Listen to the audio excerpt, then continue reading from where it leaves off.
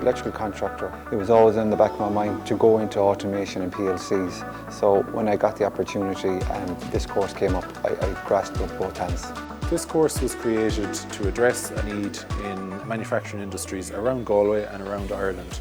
So the digitalisation of factories is underway at the moment.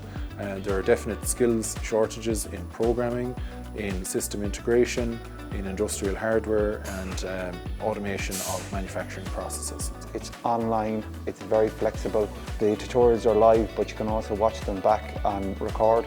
So it's easy to manage study and watching the tutorials and doing reports around your work and your life balance. This course is very suitable for students who are already working in production or manufacturing environments.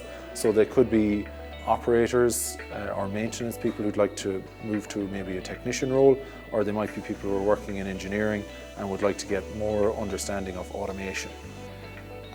The whole experience has changed me professionally by giving me more confidence in my presentation work, in writing reports, in the field of automation and PLCs. It's going to give me a lot more job opportunities, and I'm excited about that.